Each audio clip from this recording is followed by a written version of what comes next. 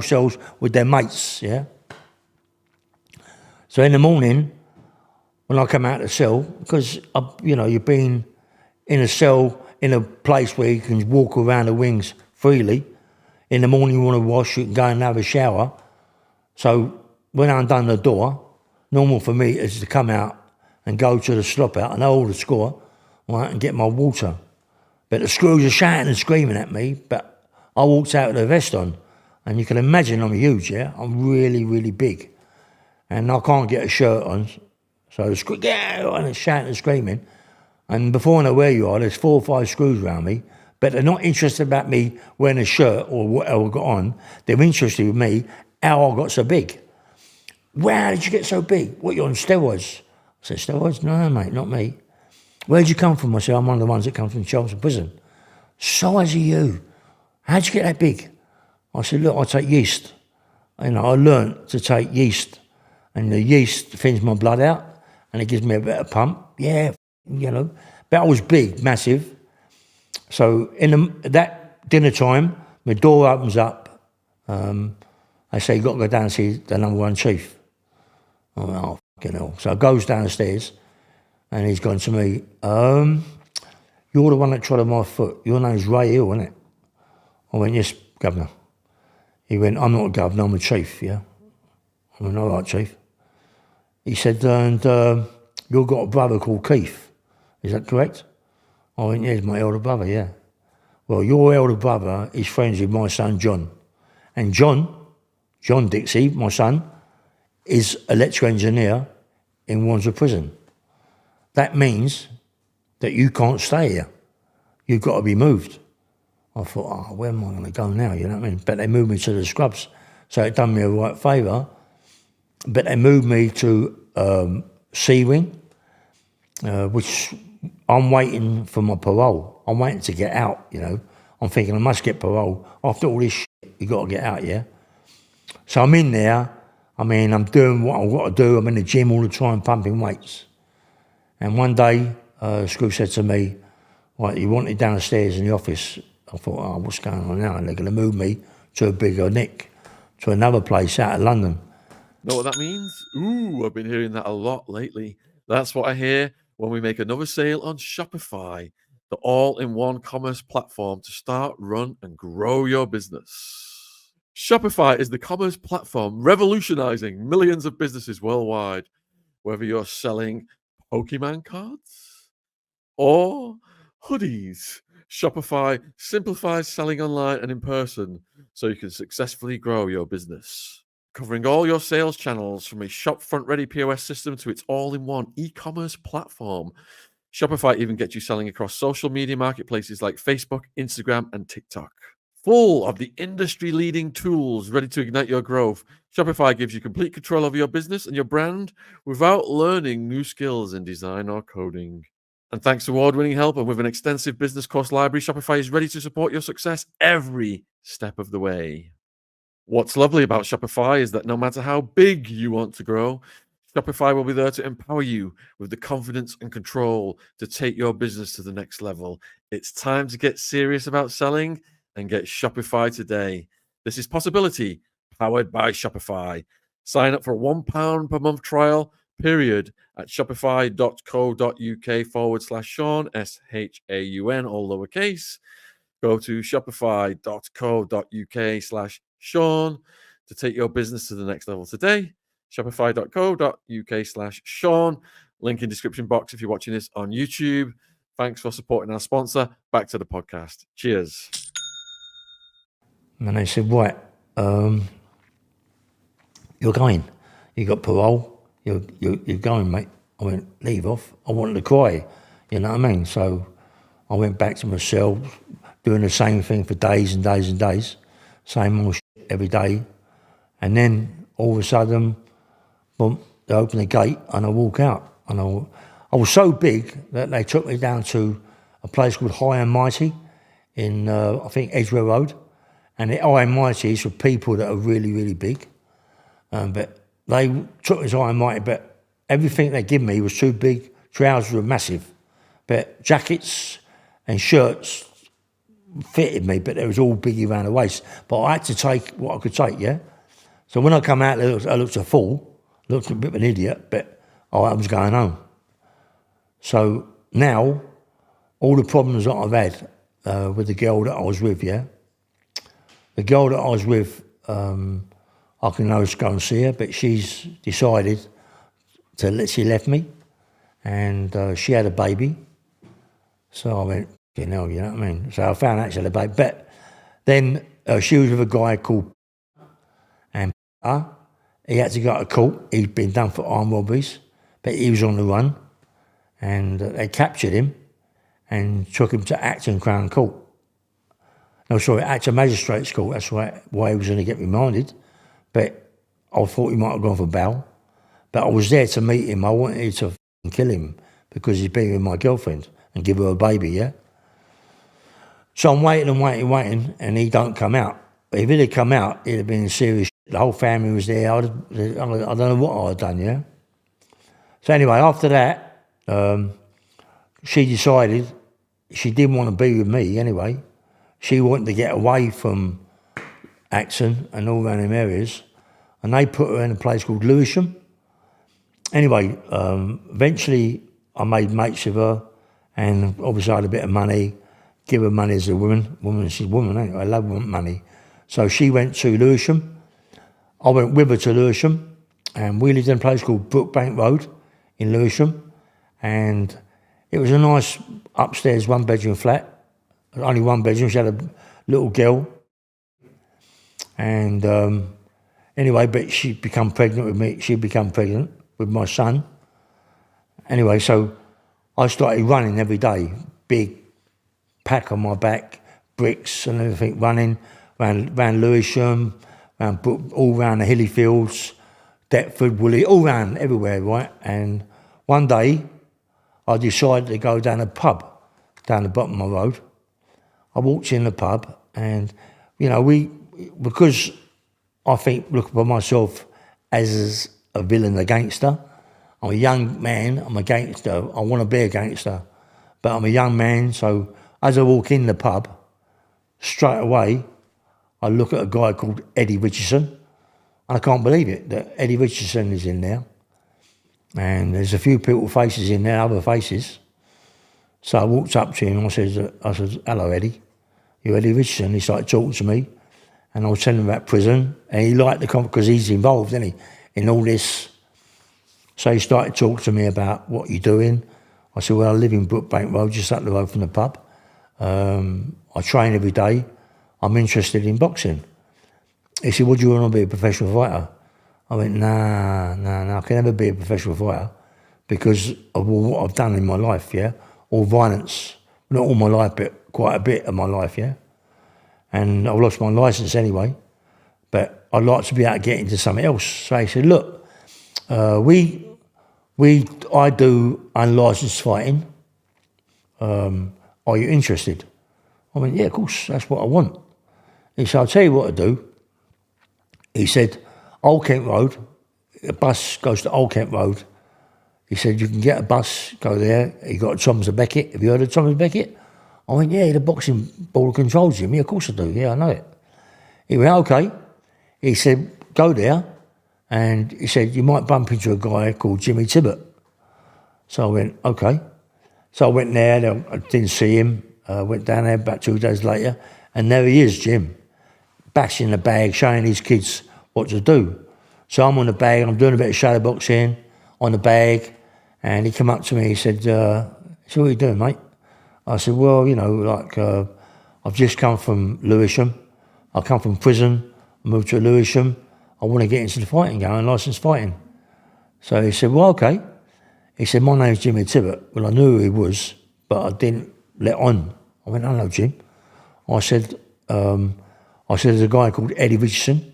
He told me that he could be Danny, but I don't know you. I don't know who you're. He said, well, I'm Jimmy Tibbet. So he said, you interested? I went, yeah, I'm interested in doing prize fighting. So he trained me. And one day I was there, and I went, yes, this is the game for me, yeah. And all of a sudden, a guy called Roy Shaw, I don't know Roy. I know his name because of what's been going on in my life, yeah? Anyway, so Roy's in there. And because I've heard about him later on. Anyway, so Roy's in there. I'm with Jim. He gets him and a guy called Steve Riches. His name's Columbo, yeah? Columbo was an old fighter. And he looked like Columbo. Always worked. Anyway, so he got in with Roy Shaw. Had a few rounds. I'm watching. I'm there with my brother, Bobby, yeah, my young brother. So all of a sudden I get to the ring with Roy Shaw. But I used to train with professional fighters like Joe Bugner, Billy Ed. I used to spar with him quite a lot when I was a kid. So, but I lost. It takes a bit of time to get it all back again. So anyway, I got in the ring with Shorey, and Roy Shaw was knocking me all around the gaff. He was throwing punches from the floor, hit me on the chin, but he couldn't really hurt me. But Jimmy Tibbet pulled me out. And I said, okay, it's fair enough. My brother started crying because he thought I was really hurt. Anyway, so 3 or 4 days later, I get back in the ring with Shorey, and I'm learning all the time now. And I thought, yeah, I'm going to give you it, Shaw. So me and Shaw started, and I give it to Roy Shaw, and it was me. They pulled me out to come out, but they didn't want me to fight Shorey no more. And the next thing I know, a guy called Les Stevens. Les Stevens was a heavyweight fighter. He was a gypsy. He was Johnny Frankham's cousin. He was a heavyweight, good heavyweight. I got him with him, and he taught me quite a lot. He hurt me quite a lot as well, but he taught me a lot. And then after that, I started training more regular, running more days. And one day Jimmy said, "Do you want to start fighting?" I went, "Yeah, of course, Jim. That's what I want to do." So he got me a fight down at Harvey Social Club with some guy, I don't know who he was. Some guy, bang, knocked him out first round, no problem. Got myself a couple £100, which was handy because money was not easy to come by. I wasn't going to do nothing, no villainy at that time. Obviously, I did later on in my life. But straight away, then I had another fight. Jim said, "Look, we've got another one if you want it." I said, "Yeah." So I was training every day. I was sparring every day. So really, I was like getting better and better and better. I wasn't getting many people in the Beckett who want to spar with me. So all of a sudden one day Jimmy said, "Want another fight?" I said, "Yeah." We went down to Harvey Social Club again. I had another fight, knocked the guy out in the first round. So Jimmy said, "Look, this is a bit too easy. Let me try and get hold of a guy called Frankie Warren, yeah?" I went, "Okay." So he got hold of a guy called Frank Warren. So Frank Warren arranged a fight for me at the Rainbow. So I went, okay. So me and Jimmy Tibbet went down the Rainbow, and I got in the ring with a guy called Brian Hall. But that day we went down to do the fight, there was a thing called Box On. So Frankie Warren done a big show, a big film about Box On, yeah? About, you know, all the fighters, about Lenny McLean, Roy Shaw, Cliff Fields, everybody was on this Box On. And I was the first one on Box On to walk in the ring, but he really couldn't see me, yeah? But I knew it was me because of the way I was dressed. So I got in with Brian Hall for 8 rounds. He wasn't all that, nor was I. But it became a draw. I was happy with the draw, but I thought I'd beat him. But as I jumped out of the ring, there was a guy there, black trousers, black shoes, black jumper, jet black hair, about, I don't know, 16 and a half, 17 stone. So as I got out of the ring, he went, "I'd have knocked him out." Sorry. "I'd have knocked him out." I went, "Yeah?" I said, "Who are you then?" I knew who he was. I said, "Who are you, mate?" He said, "My name's Lenny McLean." I went, "Who's f***ing Lenny McLean?" Don't know who Lenny McLean. He went, "I'm the governor." I went, "You ain't the governor and whatever, me, mate." So all of a sudden, Frankie Warren, it was, what was his name? Vic Andretti, Warren come over with Jimmy Tibbet and said to me, look, do you fancy a fight with Lenny? I said, of course, I'll fight Lenny. I said, I've heard a lot about him, but I hadn't. I'm making out I've had. So I had really. And then I went down a place called The Ring, yeah, and started to fight, train with Lenny, spar with Lenny. I didn't think it was all that, you know. I was knocking him all around the gaff, like he was knocking me around the place, but he wasn't really hurting me, yeah. So we tried to get a fight, the first fight. Lenny never showed up.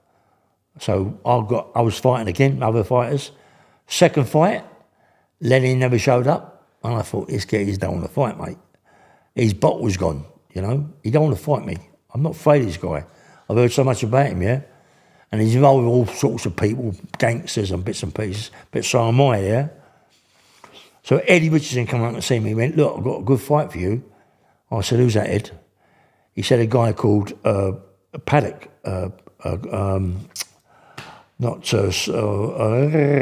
Anyway, Kevin Paddock, yeah? So I went, okay. He went, Cat's Whiskers Stratton. Do you fancy that? I went, yeah. Well, Kevin Paddock was a good middleweight, but he blew up to a heavyweight. He fought Kevin Finnegan for the title, British title, but he was blown up to a heavyweight. So I went, okay, I'll have it. 8 rounds. Kevin Paddock, good fighter, mate. In a way, he was one of the hardest fighters I ever had, because I remember the 6th round or 7th round, he got me in the clinch. He said, come on, let's me and you fight. Let's do it proper. And I thought, man, I've been fighting you for 8, 7 rounds. And you know what I mean? And he's telling me to fight. So anyway, it can't become a draw. I was really so happy to get a draw with Kevin Paddock because he was a good fighter, yeah? So after that, I went to go to Guildford to fight his brother Sid. Sid Paddock was a heavyweight, fought John L. Gardner. Gardner beat him, I think. I think it was a 10-round fight. He beat him. But a good fighter, Sid. Sid was a good fighter. I beat him. No, it was a draw, sorry. It was a draw, but a good draw. Really, really good draw, yeah? So I was real happy. So Eddie went, you're going to go a long way, you know. I said, I know, Ed, you know. So I was having more and more fights, but I couldn't get Eddie. I couldn't get Lenny McLean, and I wanted him bad. I didn't want Roy. I didn't want Roy Shaw. Roy Shaw was a nice guy. When I was in the dressing room, when we used to fight, training at Beckett, Roy Shaw was a diamond, yeah? I didn't want him. I wanted Lenny because Lenny tried to show me up in the rainbow, made me look like an idiot, yeah? And I wouldn't stand for it. So I wanted him all the time. So what I decided to do was move from Lewisham. The girl I was with, she was pregnant with my son, yeah? She moved back to Acton. So I moved back to Acton. I knew a guy called Bob Coleman. Years ago I used to work with him, yeah? So I wanted to get into this fighting game myself, do my own promotions. So me and Bob was talking. We went down to Ealing to a place called Buffalo Carpets. And I wanted to get a gym. I said, let's get a gym. He said, nah, the gym game won't go nowhere. I mean, I'm telling you, that's going to kick off gyms. He went, nah. So he walks into Buffalo's, looks at it. I said, it's an ideal place. We can hide stuff in it. He went, no. And now there's gyms everywhere, you know what I mean? But so we never done that. But he said to me, okay, let's get into this unlicensed fighting. I went, okay. So I got a thing with him, Acton Town Hall, and I'm trying my hardest to get the video, yeah? There's a video took at Acton Town Hall of me fighting twice, yeah? And they can't get it. Got the paper, but not the videos. So there's a guy called Colin Cracknell. Colin Cracknell, I've known years, yeah? He was a fighter down the fruit market, when I worked down the market, and he could really fight. And being that I've been in prison, I've hardened myself up, yeah? But I want Colin Cracknell. So I'm saying, go and see Colin. I said, look, I'm with a guy called Bob Coleman. My promotions was called Hillman Promotions. Hill, his name's Coleman. So Hillman Promotions. So I said, look, we got this. I'll give you some tickets. This is your money. We'll sell the tickets, and it's what that is what you get, right? So he sold all the tickets. He went, right for you, Bob. So everybody come to the Acton Town Hall to see Colin Cracknell get bashed up because no one liked him, he's a bully. So that was my second fight. The first fight, anyway, me and Colin, we got in the ring, and Colin was a good banger, mate. He could have a fight, I'd done it wrong, and really I thought I should have trained myself a little bit harder for him. And got in the ring, and he knocked me about a bit, and he threw a punch, a right hand. I've got a picture of it. He threw a punch at me, and it rocked my legs to my fucking feet, I thought, poor miss. So I picked him up like a rag doll, really, and I nutted him all around the ring. Just nutted him, and he jumped out of the ring saying, I ain't getting back in. I said, get back in here. Everybody in Acton Town Hall was going mad. I mean, come on, all you get in here with me. So that was brilliant, and after that, it got about what I did, and they closed it. They shut it down. They wouldn't let us do no more shows. So then I went back to Lewisham, had a few fights, not many, and I thought, I need money. So I started to do pavement work, on robberies, and I was doing quite a few. So I done one with a guy called. We done one, and this place we done was people was bringing wages to this into this gaff. It was a metallics. They do windows and stuff. And so they take money into the company. So, but what happened? We was outside Parole Hospital. Across the road was a bank. So just by chance, we see it. We see this guy jump in the car with a bag, and I thought, sweet, this is what I want, sweet. And anyway, so we followed him. We lost him. So we're there the next week, and we see him. So we followed him around the corner, and he stopped quick. He stopped quick outside his company. We stopped right up his arse. I jumped out with a shotgun. My other mate jumped out, chased him, got the bag. And all of a sudden, from nowhere, a have-a-go hero. We found out it was a police officer. His name was Burns. He come round the corner, bam! He hit me up against the van, up against their car. Smashed my legs, the adrenaline. I had so much adrenaline in my body, I wouldn't lay down, I wouldn't give up, So the gun went flying, so I run towards the gun, and I run towards the car, So as I run towards the car come rushing at me. I don't know what speed it was doing, but it wasn't doing just a little speed. It was a 2.8 gear Granada. It hit me in my legs. I went up in the air about, 10 feet, I suppose. Come down on the bonnet, rolled off and left the gun and run at the back of the car, got in the car. Guy drove off, we drove off. When I got the gun, I let the gun go at the driver. But it was full of rice and salt, so it wouldn't have done any harm unless it hit him, But anyway, so the gun was left, got in the back of the car, and drove down the road, and this car was chasing us, right? This geezer, man.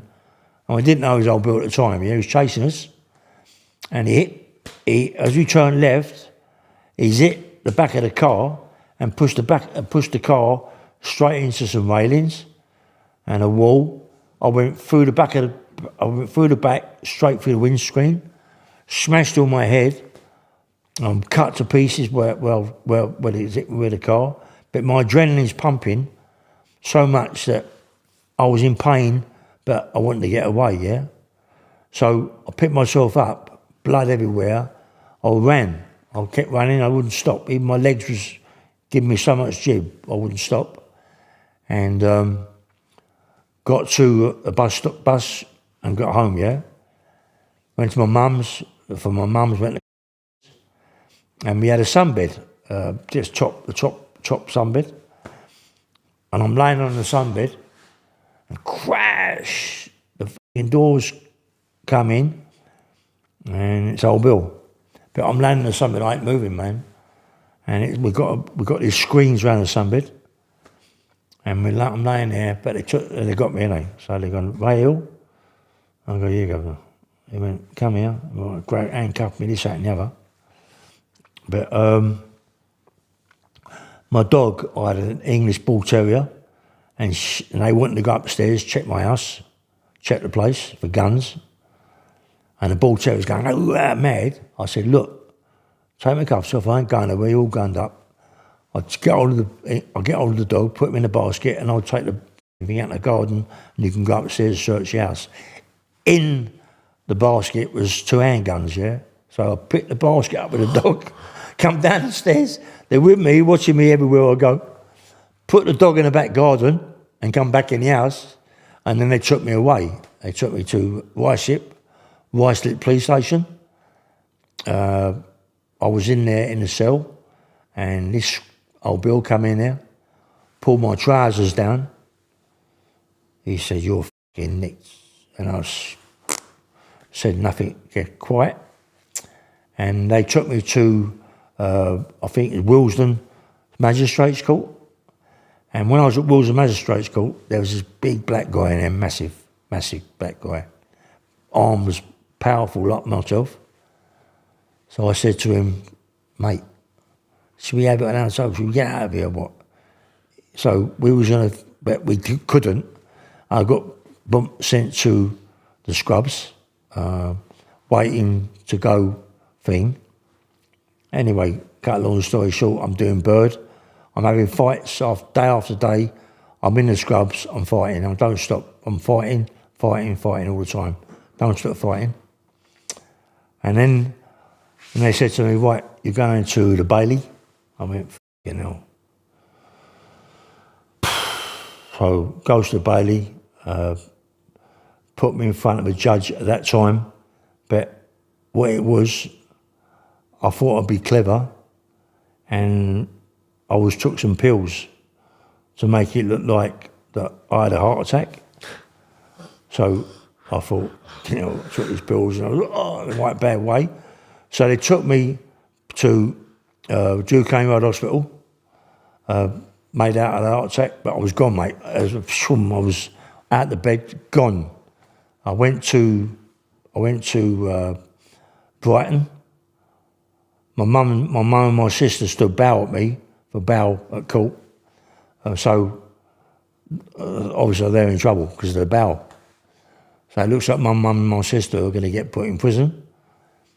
So I phoned my mum from the hotel, the phones, a normal phone, not a mobile, we ain't got mobile. Phoned them up. She said, listen, if you don't come back, they're going to put me and Dinah in prison. So I come back, yeah. I went to Acton Police Station. I went in there. It was crazy, man. I went in there and I said, I'm giving myself up, Governor. My name's Ray Hill.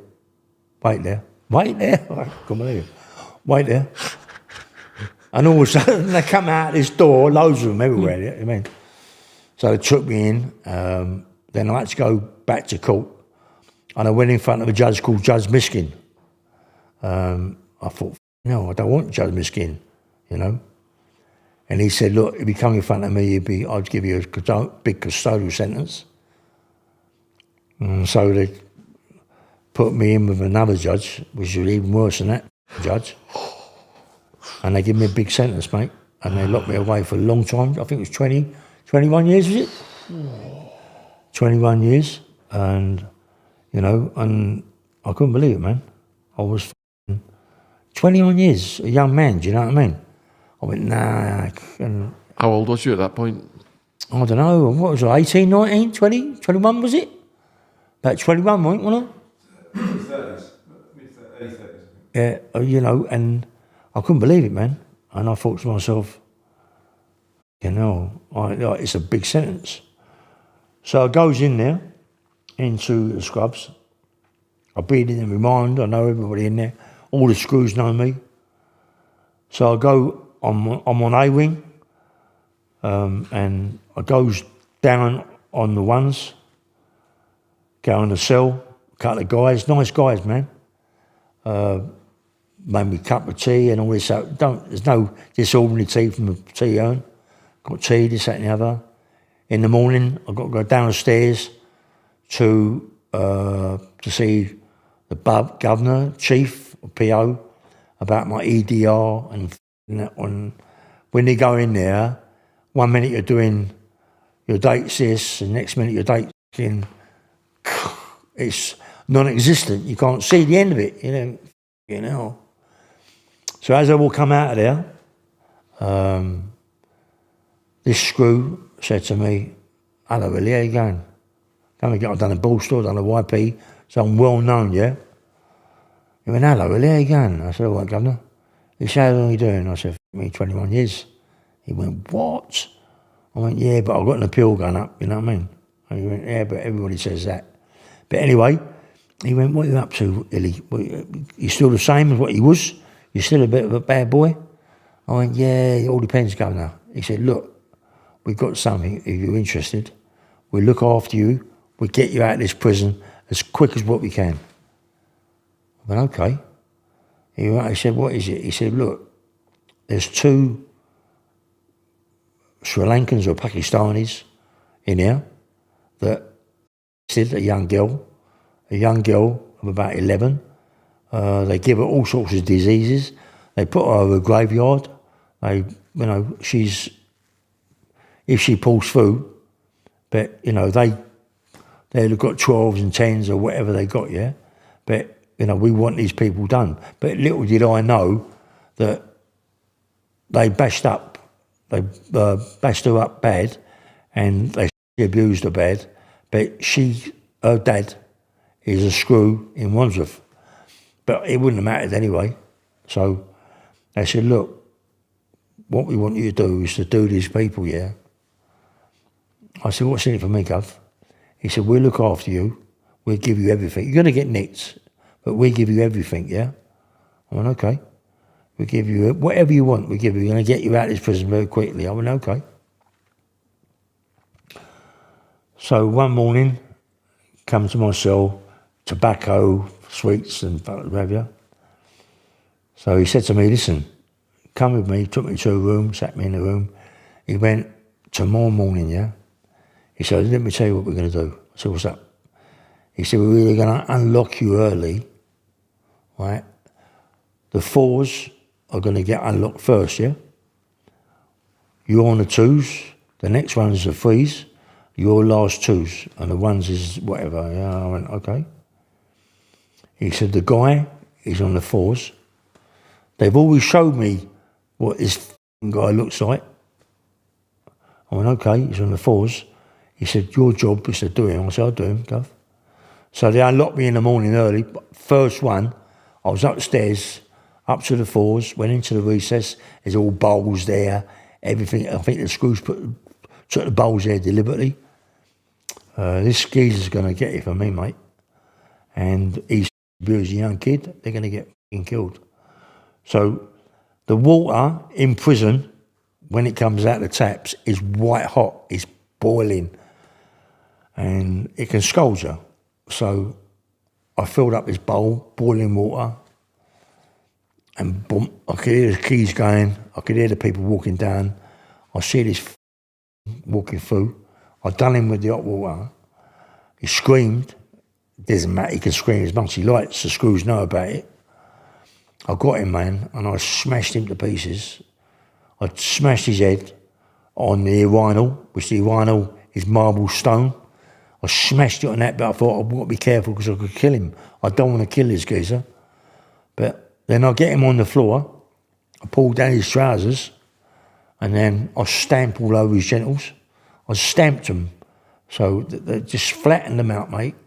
I wouldn't stop, And then I thought, I want to kill this guy. I've got to get away. So I ran. But I had a shirt on my back the night before. These 2 guys in my cell, I think one was, but he put a heart on the back of my shirt when we were playing cards. But I put my shirt on, and when I'm running down the landing, the Indians see my shirt with a heart on it. So when I went to my cell, I'm changing all my clothes because there's got shit everywhere where he's got a pot and everything. I changed my top and everything, but I washed it, it's hanging it up, it's all dry. So then the next day, exercise. So the screws said, good job, Ellie. He looked after me, gave me tobacco, sweets, the kids in the cell, got everything they wanted. We got all sorts of food. Lovely. He said, right. He said, the next one comes out on the freeze, exercise, is freeze and ground floor. He said, right, we want you out there and to fucking do him, yeah?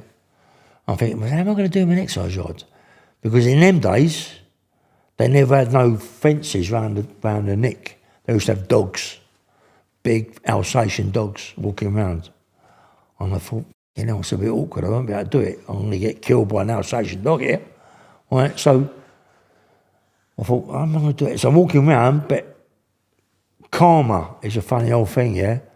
As I'm walking around, this Indian walks into the toilets. Every exercise yard has got a toilet in it, yeah? So he walks into the toilet, but before him walks in the cleaner, who's going to clean the toilets out, but he walks in. So I thought, yes. So I walk in, follow him. As I walk in there, prison doors are very low, as you know. They're half doors. So I'm looking in, and the doors open inwards, yeah? Or was it out? I'm not quite sure anyway, inwards, outwards, or whatever. So I thought, right, I'll get hold of the Kazi brush, toilet brush. And I went into the toilet, and he's squatting on the toilet. There's poo everywhere. I goes in, I smashed him with this toilet brush. Smashing him to pieces, really. Just smashing him to pieces. And I done the same thing. I pulled his trousers down, pulled them off, smashed him all around his genitals with a toilet brush, flattened it out, and then I ran out. He was screaming and shouting. As I run out, the screws run in. Then I come back into the wing, I've got shit all over me. I go out to my cell, and then it's dinner time, or I forget what it is, supper time, dinner, I'll forget, right? So I'm coming down the stairs, and I notice there's a chief, a governor, and about 3 or 4 screws. As I walk down the stairs, the chief, the governor, and the screws don't know they're not involved in the scandal, they're not involved in the swindle, but they know the guy that's done it has got a heart on the back of his shirt. So as I walked down, they got me, so they pounced on me, got me, right? They dragged me. They don't hurt me because the screws that are dragging me are the screws that know what's going on. So they take me to the block.